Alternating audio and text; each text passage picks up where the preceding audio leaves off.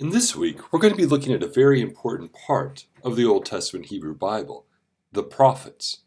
The prophets make up a large section of the Old Testament, yet they don't get the same sort of attention as other areas of the Old Testament Hebrew Bible do, such as the Torah or the Judaistic histories.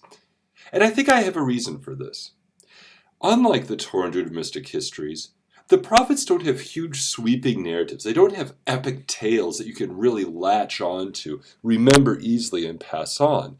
Most of the prophetic books are filled with oracles and sayings and condemnations against Israel and Judah, which is a little harder to sink your teeth into. Some prophetic books do have great tales. You find these in the book of Daniel, and certainly the very famous story of Jonah, which is one of my favorite prophetic books, which is why we're going to be looking at that one next week. But these other prophetic books, which I dearly love, in fact, it's what I spend my life studying, they're full of a lot of great stuff. Many important lessons, many important concepts and philosophies, and they raise a lot of capital T truths. Like the Judaistic histories, the DH, dealt with the problems that the ancient Hebrews were facing, and many problems which we can still see today. Not being loyal to who you are, not watching out for the vulnerable, corruption amongst the politicians, all these sorts of things. The prophetic books go after much the same things, and boy, do they go after them with gusto. So I really hope you enjoyed this section. And in it, we are going to be going into some narrative stories, which are pretty great. Well, let's delve into what we're actually talking about when we talk about a prophet, as we'll see on the next slide. Here you'll see two words for the word prophet, one in Greek and one in Hebrew. Let's start with the Greek, prophetis. This is obviously where we get our word prophet from. Prophetis gives the idea of a spokesperson. In this case, a spokesperson for God or a goddess or multiple gods. In ancient Hebrew religion, as it gets towards monotheism, we're talking about the spokesperson for a god. And the prophets, as far as I can think, all of them are extremely monotheistic, trying to push everyone in that direction. So in this sense, you think of a God talking to the prophet, and then the prophet relaying to the person. This is the Greek concept, which is, when it comes to relations with the God Yahweh or Elohim, is later than the Hebrew version. Let's take a look at the Hebrew word. The Hebrew word is nabi, or navi, depending on who taught you Hebrew. I say navi. The navi, which means to call. In fact, the word itself is really hard to get a translation for, but it comes from the same root as to call someone. For instance, if you were across on the other side of the room and I called you. But within this context, the way the noun form happens, it kind of gives the idea that the individual themselves, the prophet, him or herself, is acting as a conduit, a telephone almost, which is quite a surreal understanding of how the prophets functioned. Not so much that God spoke to them and that they relayed the message, but God spoke through them. Very powerful to think about.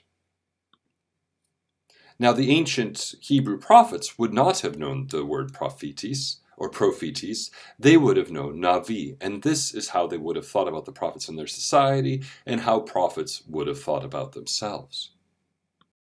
As we delve into the prophets, it's important to remember that prophecy was a career. This wasn't something like we think of priests today, where priests necessarily feel called to serve their vocation. Within the ancient context, it was a trade, like being a carpenter or a plumber or other such trades. And one trained to be a prophet with a master and an apprentice relationship. And this can get confusing in the Bible, because in their guild, the master prophet was called a father, and the learning prophet was referred to as a son. So when we hear prophets' fathers being talked about or prophets' sons being talked about, it could be biological. If it's talked about in the prophetic context, it's quite likely that this has to do with this apprenticeship that was going on.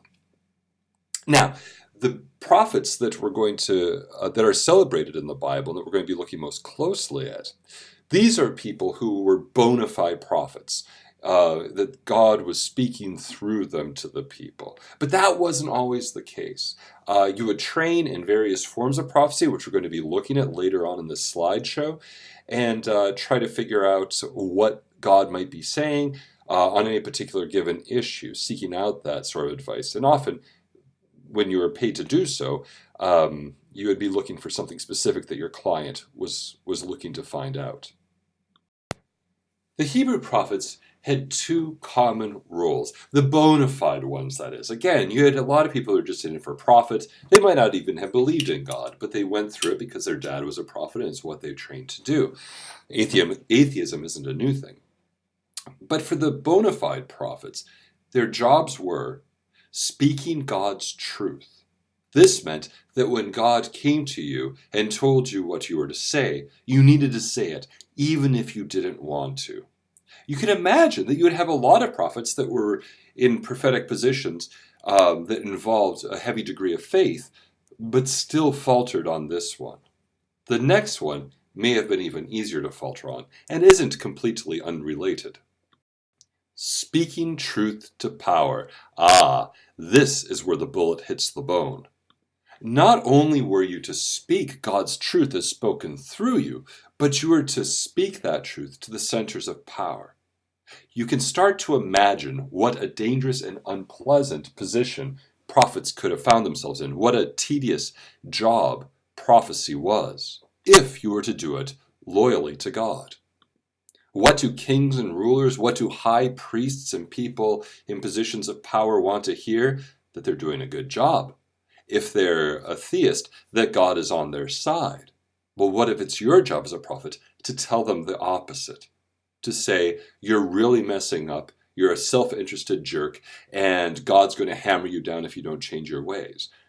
You could imagine that you could be taken out to the castle walls and thrown off from a great height, or see a quick flash of steel and have your head next to your ankles the next thing you know.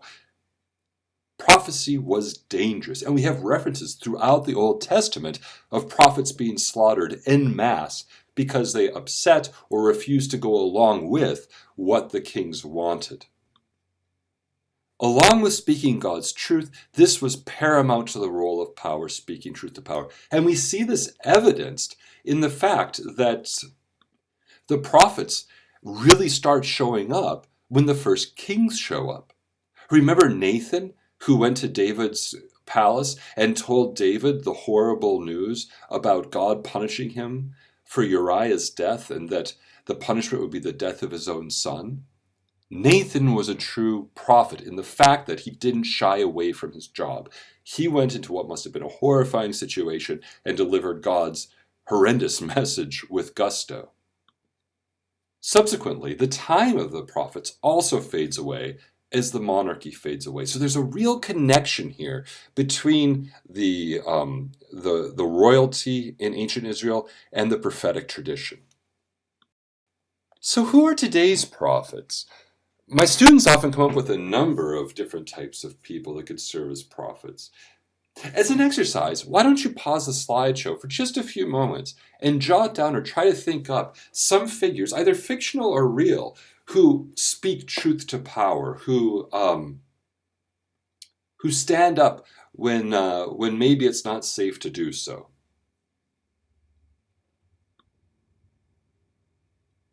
Well, I'll be interested to see what names you came up with. Other of my students come up with a number of them every time. Within the realm of the real world, you get Martin Luther King Jr. is a common one that comes up. Someone who stood up to power and, being very religiously based, talked about speaking God's truth to power, and did so with little care to his own safety, which of course also ended in his tragic murder. Other people mention Mahatma Gandhi as another one who spoke truth to power and was able, without firing a shot, to get the British out of India. Other ones that come up include our current Pope, who has been speaking to various institutions of power, telling them that the way that they're doing things is not on board with Christianity, Catholicism, especially in the financial sectors. I always bring up Dietrich Bonhoeffer, who was a German Lutheran pastor during Nazi Germany, who could have stayed in Haarlem and been safe, but instead went back to Germany and worked to subvert the Nazis, started a seminary, an illegal seminary, to help train pastors and priests to resist the Nazis, and was active up until his arrest and subsequent murder by the Nazi regime. Of fantasy characters, one that comes up a lot for my students is Katniss Everdeen from the Hunger Games. Here's this young woman from an outlying district who stands up to President Snow and isn't willing to back down, isn't willing to compromise until the corruption is weeded out. Frodo Baggins from the Lord of the Rings trilogy is another big one that comes up. This little hobbit who leaves the Shire and goes on this huge quest to stand up to Sauron, this creature that no one would expect to stand up to Sauron, making truth to power. Stories of people standing up and speaking truth to power are inspiring. And that's why there's so many stories out there about them, why we celebrate so many people who have done this in the past. And in this, you can really get a lot of exciting stuff out of the prophets. Out of the prophets, you have Jeremiah, who doesn't want to be a prophet. He wants to give it up because he's a member of the priestly caste in Jerusalem. So he's speaking out against his family and friends, and he wants to stop, and he tells God he's not going to do it anymore. And bam, the prophecy just bursts out of his mouth. You're a bunch of jerks, and God's going to hammer you down. Did I just say that? Right? So he doesn't like that true form of Navi. He doesn't really have the control over it. But he's brave enough to put himself in the positions where it happens and carries it out. And at one point has to flee to Egypt to go into hiding because everyone wants him dead. So being a prophet, being a true prophet, takes a lot of strength of character because it's so easy to go up in front of that king and say, yeah, great job, buddy. Keep up the good work. It takes real strength, real devotion, and real faith to stand up there and tell them how it is. There are three main types of prophets that can be divided into two categories of prophets, professional and amateur. Of the professional prophets, we have consulting prophets. Consulting prophets were prophets that you would go to when you wanted to consult something. Maybe you were wondering what crops you should grow the most of this growing season. Perhaps your son was about to be sent off to war and you wanted to know if he was going to return again. In 1 Samuel 9:6, we see that episode where the boy Saul is going to consult, the boy Saul is going to go and consult the prophet Samuel about his dad's lost goats.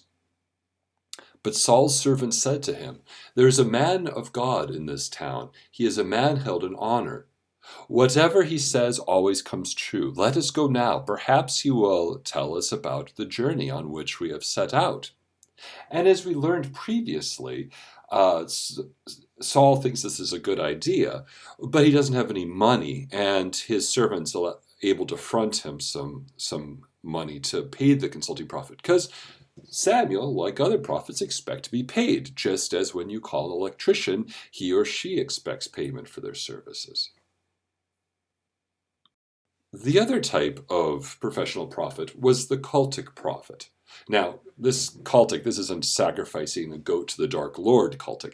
That's a cult. Cultic is anything that's ritual. Baptism is a cultic practice.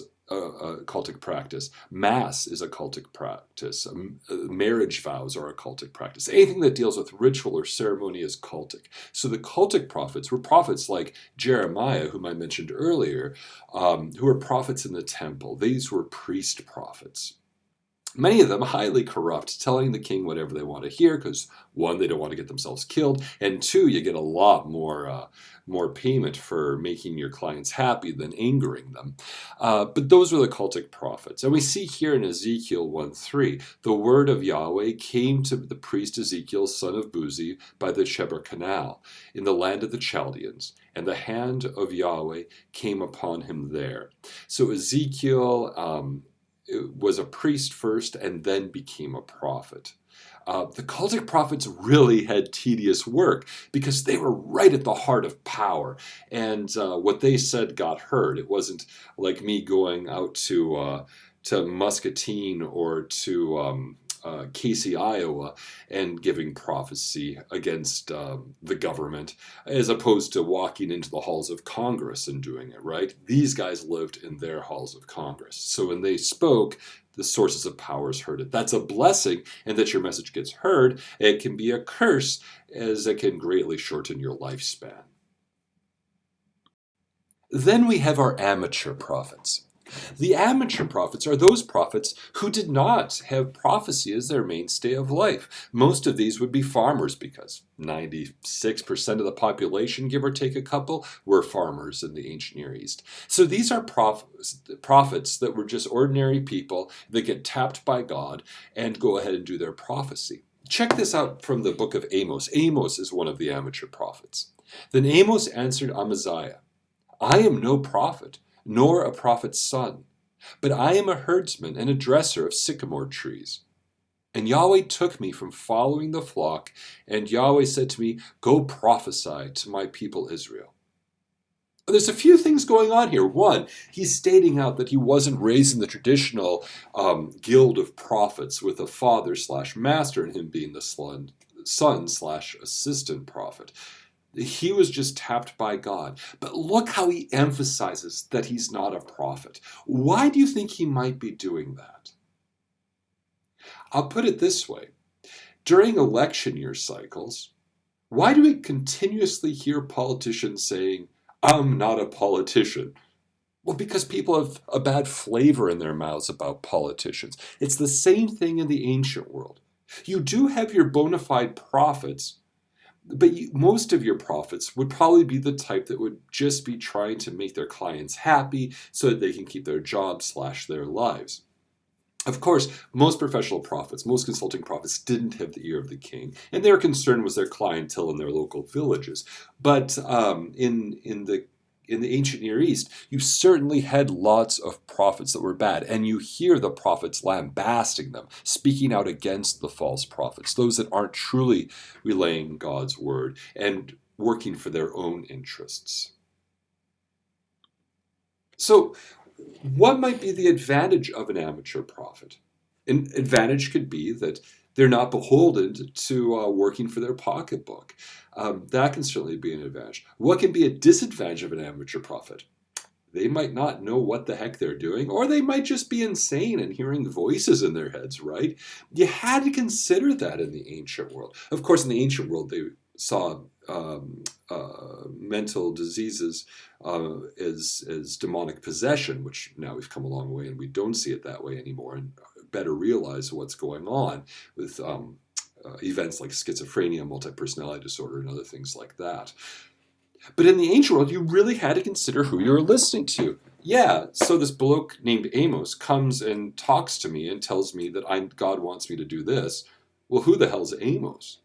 We need to consider as we read these texts that you have about 2,700 years of theologies based on Amos's teachings. When Amos was just a guy walking around, he was that to the other people. Just a guy walking around.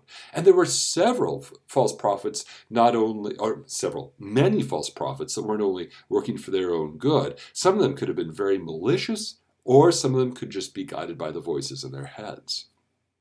The ancient world had faith just the way we do. They didn't just know God was there. It took discernment, faith, discussion, all those sorts of things. Another group of prophets that don't get enough attention are women prophets. Prophecy wasn't a male enterprise. And this passage from 2 Kings really goes to show how greatly valued the women prophets were. In this scene, we have reconstruction was being done on the temple in Jerusalem.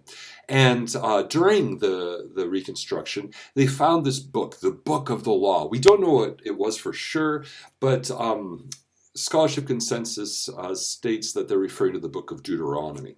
At any rate, within the book, it has all these edicts, all these laws that you had to hold, or else the Hebrew people would lose Israel. And they read this stuff, and they're realizing, wait a minute, we haven't been doing half of these things. And they panic. Imagine if the president of St. Ambrose suddenly sent out an email saying, everyone today wearing black socks is expelled. Well, you didn't know that was a rule. Why suddenly now? They're in the same sort of boat with that zero gravity feeling in their stomach. And so they panic. And what do? They go seek the counsel of a prophet. In this instance, it's Huldah. So the priest Hilkiah and the officials went to the prophetess Huldah, the wife of Shallum, son of Tikva, son of Harhas, keeper of the wardrobe. She resided in Jerusalem in the second quarter, where they consulted her. So in the setup, you can really see the male dominance of this society. There's all this reference to the men in her life. But then it goes on. She declared to them, thus says Yahweh, the God of Israel, tell King Josiah, thus says Yahweh, I will indeed bring disaster on this place and on its inhabitants. All the words of the book the king of Judah has read.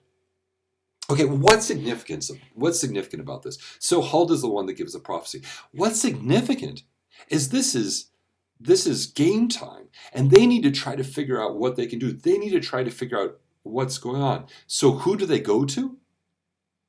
Think of it this way. I'm a Vikings fan, right? So the Vikings are, let's say, hypothetically, the Vikings are in the Super Bowl, and it's and there's 3 seconds left on the clock, and they're on their own 20-yard line with 3 downs. Which quarterback are they going to put in the game? The best quarterback, right? This is a similar situation for the Hebrews. They're in this dire situation, and they're going to go to Huldah because she's the best. It shows the prominence and the respect that this priest and all the officials had for prophetess Huldah.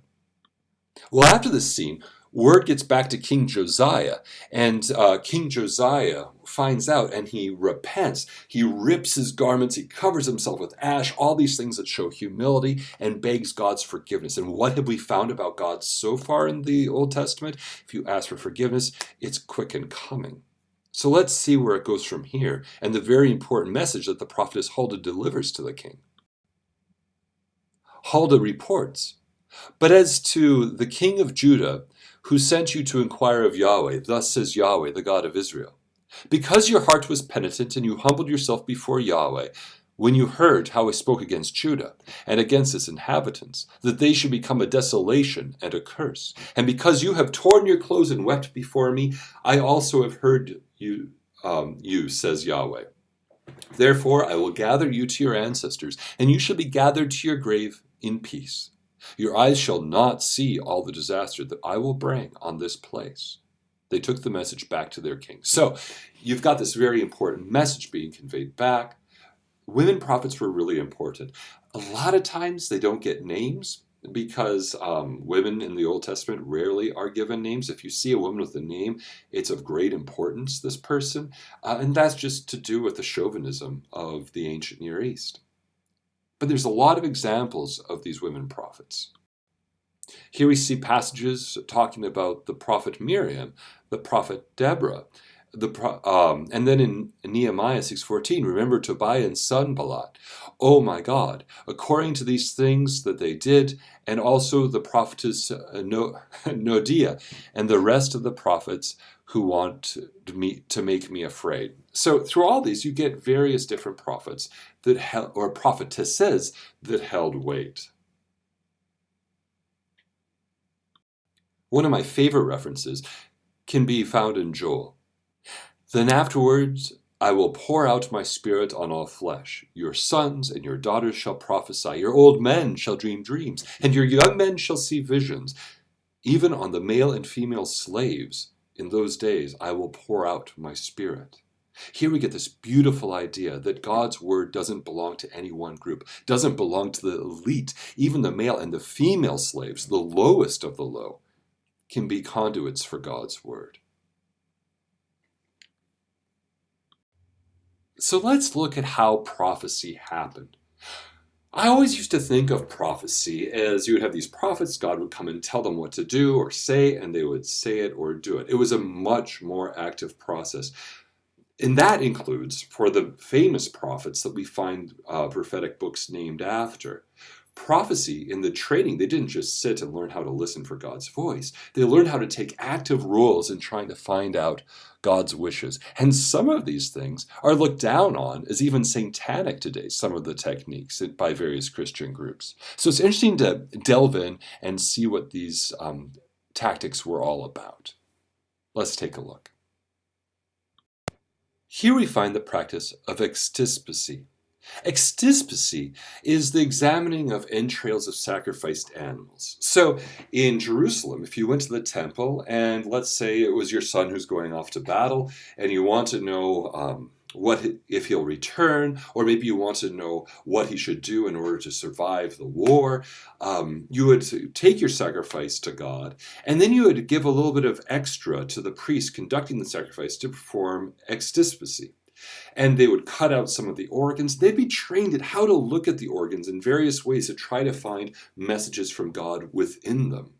This was a very common practice in ancient Israel and ancient Judah. And here on this plate, we see a Greek, I believe it's a god, who is practicing this form. These things that we're looking at here weren't only used by the Hebrews, but were forms of prophecy that were found throughout the ancient Near East, including by the Hebrew prophets. LECANOMANCY is another form of prophecy that's very interesting. This is done by looking at the ripples in water.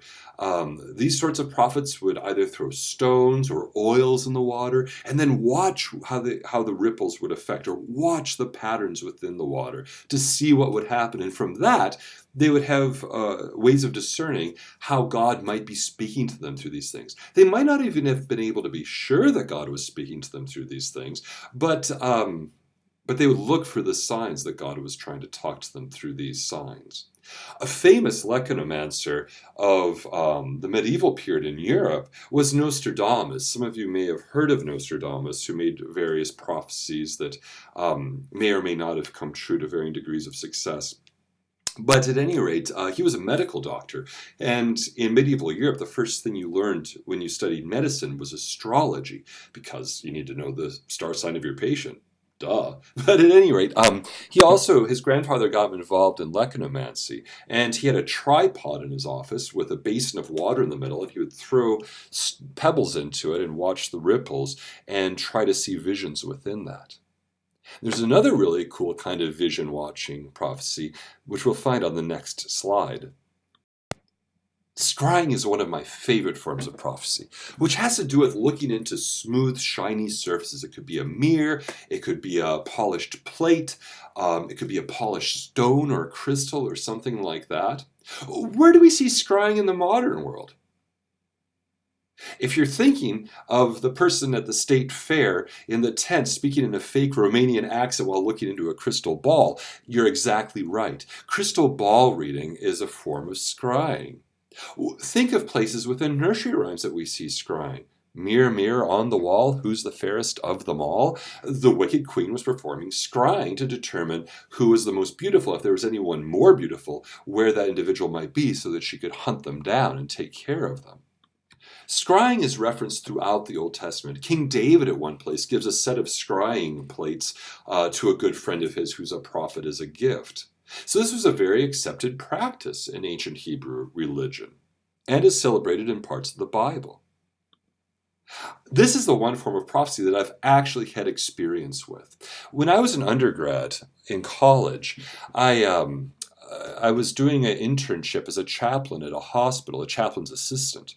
And the head chaplain, who knew I was interested in mysticism, informed me that there was a shamanistic workshop that he was going to go to and asked if I wanted to come along. Yeah, absolutely. So I signed up for it. And it was a Lakota shaman who was doing this. And this Lakota shaman sent out a letter, this was before email, saying what we should do to prepare. And one of the things was we were to go out in a nature setting and think of a problem or an issue that was on our mind.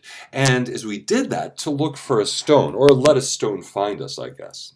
Well, I didn't have a car and couldn't get out to nature, so I got a ride back home to my parents' house and used their backyard. But I thought of this issue that was on my mind. I can't remember what it was. And there I found a stone, so I picked it up and I put it in my bag. When I came to the shamanistic workshop, it was a weekend-long workshop, and on one of the days, the shaman asked us to take out the stone and our notepad and pen. And he said, what I want you to do is stare into that stone, just like the ancient Hebrews would have done with their scrying stones. Stare into that stone and think of the problem that you thought of when you found the stone. And what I want you to do is stare into one side for about 5 minutes. And as visions come to you, and he said they will, I didn't believe it, but they did. As visions come to you, I want you to write down those things. And then after 5 minutes, turn the stone a third of the way and do the same thing. After 5 minutes, turn the other third of the way, do the same things, and same thing. And by the time I was done, I had a list of 15 things that were really pertinent to my question. Have you ever been in the waiting room of the dentist's office or doctor's office and just kind of stared into space at the carpet and started seeing things that come out of it? My students assure me I'm not the only one. But if you stare into something for a while, patterns will emerge. Well, this is doing this, but really focusing your attention. And sure enough, the 15 things on my list were things I had never thought of in relation to whatever my problem had been. And it was a really useful practice. Well, why did these things come to me? In modern science, we might say psychologically that by just kind of going into this trance state, by relaxing my mind, my subconscious was able to bubble up into my surface conscious? I don't know what we call that, but at any rate, into my regular conscious. And so things that were in my head, things that I realized but may not have realized I realized, came to the fore. Religiously, and certainly from the ancient Near Eastern perspective, when you calm your mind, God can come up and speak to you and you can listen better. Just like we saw with LECANOMANCY earlier with the ripples in the water. Is it science? Is it religion? Does it have to always be one or the other? Well, that's up for you to decide. But sometime I would encourage you to try scrying. It's a really interesting practice. And I've done it a few times since then, and it's always been helpful. ONEIROMANCY is another interesting one. This is the prophecy through interpretation of dreams. We see this a lot in the Bible. You've got Jacob's ladder, where he goes into a dream state, seeing angels climbing up and down a ladder to heaven before receiving an important vision. We see it in the New Testament as well. Mary is visited and told about the coming of Jesus, and Joseph is visited in a dream and told that, hey, this is legit. She's been true to you. This is God's son that's coming to you both. This is another one that's also, like the crystal ball, used in modern prophecy. You go into any major bookstore, go to Barnes & Noble, and you're going to find a section on dream interpretation. It's a really interesting form, and by the ancients, it was really heeded as a legitimate form of prophecy, and is celebrated throughout the Bible. A medium. This comes back to the term navi from the Hebrew word for prophet, being a channel. A medium is someone through whom spirits or gods or goddesses speak. And this was definitely used in the Hebrew Bible as well. Like that moment when Jeremiah didn't want a prophecy and all of a sudden it all came out of him. So medium's very important. And also, we find mediums today, right? Is it the medium from Long Island who has a show today? You can find mediums, if you go on the internet, who will bring your dead pets back to talk to you through them. People have a desire to talk to their loved ones from beyond the grave. And mediums can provide that service. The idea of mediums in the ancient world was having God talk through them to you. Here we see a late 19th century medium harnessing the newly found powers of electricity to enhance her craft. She's probably convinced that man there that that's a spirit running through the wire. Of course, if her hands get too close to the center, there might be another spirit in the room before too long.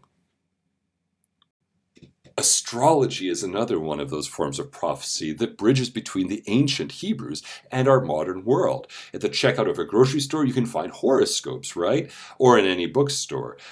People do dream charts of each other to try to learn things about themselves, maybe even learn about their future. And modern day astrology derives from the ancient Hebrew astrology, which was very important in the Bible and comes through in many different places where the heavens reveal information to people. One in the New Testament that's very famous, of course, is the Magi from the East, who see that the stars are aligned in such a way that it says that the King of Kings has been born, and they follow yonder star until they find Jesus. Of course, even though he's in the creche sets at Christmas time, the Magi wouldn't have appeared till much, much after Jesus' birth. But at any rate, you get a lot of astrology in there. Libanomancy is another really cool form of prophecy. Libanomancy is reading the patterns of smoke that arise from a censer or from a sacrificial pyre. Like with EXTISPICY, when you go to the priest to offer a sacrifice, you would give a little bit extra for the service to get libanomancy performed. And they would throw some incense onto the pyre or something else that would cause smoke to go up, and they would read those smoke patterns. Also probably putting themselves in a trance-like state, like with scrying. Now, within libanomancy, I can relate to this one. Have you ever, when you were a kid and it was Thanksgiving or Christmas dinner and all the grown-ups are doing their boring grown-up talk, and you just kind of stared off into the candle and tranced into the flame flickering? Or one of my favorites when I go camping, just staring into the coals of the fire or the fire itself? These jerks got to do that for a living. What a wonderful way to spend your day, just staring at the fire. At any rate, it was through this that they would look for messages from God, visions from God. PSEPHOMANCY is another very common form of prophecy in the Old Testament as well as in the New Testament. PSEPHOMANCY is the rolling or throwing of bones, which gets referred to often as casting lots. A psephomancer will have a bag full of bones that will probably have some sort of spiritual significance to them to begin with. Bone of a great prophet might be in there, or bones taken from a special sacrifice or something like this, and imbued with more power as they're used. And someone asks a question, and the prophet shakes and throws the bones, and then looks at how they land, and from that determines different patterns which signify different things to give answers. In the story of Jonah, when they're on the boat in the storm, the other sailors do psephomancy to try to find out why has the storm come upon them. In the New Testament, the Roman guards, Jesus' death, cast lots to find out who should get the condemned prisoner's clothes after it's all done. Psephomancy plays an important role in many stories throughout the Bible and was considered a legitimate and good practice. So where do we find psephomancy today? Dice, shooting craps. That's the modern equivalent. Throwing bones. Now we most commonly, unless you're playing Dungeons and Dragons or something like that, have six-sided dice, and you throw them to determine the outcome of whatever it is you're doing. That's a direct descendant of psephomancy. The URIM and THURIM. Yeah, we just don't know what these things are. They kind of, in ancient art, they kind of look like the control system for Darth Vader's breathing apparatus that he has on his chest, but we really don't know what they did with them. The authors of the Bible reference them frequently, but they don't say what they did because their audiences knew what they did, and they weren't foreseeing Matthew Coomber in Iowa in the 21st century needing to know or wanting to know. So we don't know what they were about, but they were worn on the chest plate of the high priest of the temple. And that's about as much as I can tell you. CLEDONOMANCY. This is a trippy form of prophecy. These are the ominous chance remarks by strangers. So you might be in the field watching your flock, and suddenly someone comes up behind you and says, "And when the squirrel barks like a dog and the sky turns green, then the Ancient One shall come down," and yada, yada, yada. This is CLEDONOMANCY. It's some strange utterance that comes, and you don't quite know where it's coming from. This obviously always comes from amateur prophets, or prophets that might not even be aware of the prophecy that they're giving. Professor Trelawney in the Harry Potter series, when she gives the prophecy that Lord Voldemort's obsessed with, she doesn't even know that she's just done it. And you find that in the Hebrew Bible as well. And there's a point, Sarah and Abraham have been waiting for a son to be born to them. And they see these strangers walking by, and is part of ancient Near Eastern custom to be very hospitable. They bring them in and offer them this huge Thanksgiving type feast. And during the middle of the feast, one of the strangers suddenly looks up and basically says, the thing that's been promised to you by God is about to come. Your son will be born soon. And then goes back to eating like nothing happened, right? So Cledonomancy can be very bona fide in the way that the person giving it probably doesn't have anything to gain because they're not asking for money. It can also be dangerous because it could just be Carl from the next village who's gone off the deep and is running around the fields whispering in people's ears. So again, you still have to determine whether or not to listen to these things. Hepatoscopy is another very important and interesting form of prophecy. What you see before you there, and some of you who have taken anatomy might already know this, is a liver. But this isn't just any liver. This is a 5,000-year-old clay liver from Ur, a major ancient city in modern-day Iraq, in ancient Babylon. And it's a city from which actually Abraham comes. So what is this liver doing on your PowerPoint slide? Well, if you could look closely on there, you'll notice that it's been sectioned off into squares, and you see cuneiform, which is the earliest known form of writing, written into those various squares. This is a prophet's primer. This is a study liver that was used by prophets in training, hepatoscopists in training, on how to read the livers of sacrificed animals. And you would have someone come up to you during a sacrifice, pay that little bit extra, and you would perform this. And these little things here are saying things like, over in this quadrant, if this is blotchy and green, it means this. Over here, if this part's missing, or if there's a growth coming out of it, it means that. And you would use that as means of the gods talking to you, and then later, within monotheism, of God talking to you. What I love about hepatoscopy is here we see a convergence, a possible convergence at least, of science and faith. Why might hepatoscopy be useful, scientifically speaking? Well, what does the liver do? It filters your blood.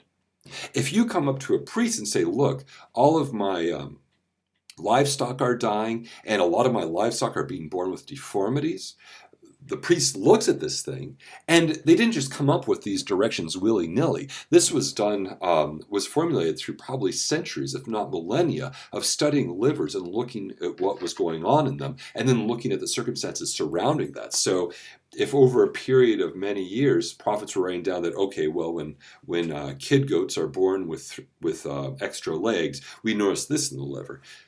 Maybe what the liver's telling the prophet is that there's lead in the soil or radon in the area.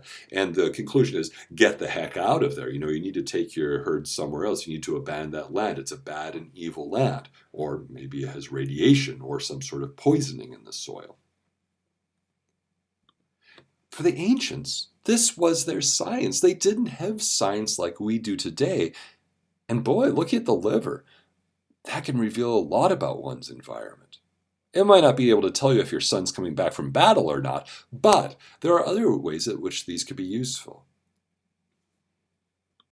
DAGIL ASTROLOGY is another form of prophecy, which was looking at the flight patterns of birds. This also is found in the Bible. I'm not quite sure how this worked. It might have been like scrying, if you could imagine looking at a cloud of starlings, or whatever birds swarm in that area of the world. Looking through and trying to see various patterns. This also could be a form of meteorology, a very, very basic and primitive form of meteorology, but nonetheless, it's possible that science and faith could have crossed paths here to varying degrees. Here's one for the books: Necromancy, the controlling of the dead, or the consulting of the dead. Here we've got two good European necromancers who have just brought back a corpse. They've put their inner and outer rings of protection around them, as you can see, to make sure that things don't go badly for them. And now they're consulting this dead corpse to try to learn things from the past, try to learn secrets from beyond the grave, or what have you. And we have necromancy, as we've already seen in this class, in the Old Testament, the Witch of Endor, whom King Saul, the doomed King Saul, consults to bring back the corpse of Samuel from Sheol in order to consult him about what's going on in his life with his demise. So necromancy, although it went in and out of vogue in the Old Testament, was a part of ancient Near Eastern prophecy and biblical prophecy. Teratoscopy, and here we've got a giant jackalope being ridden by a cowboy. I chose this picture because I thought an actual picture might be in poor taste or exploitative.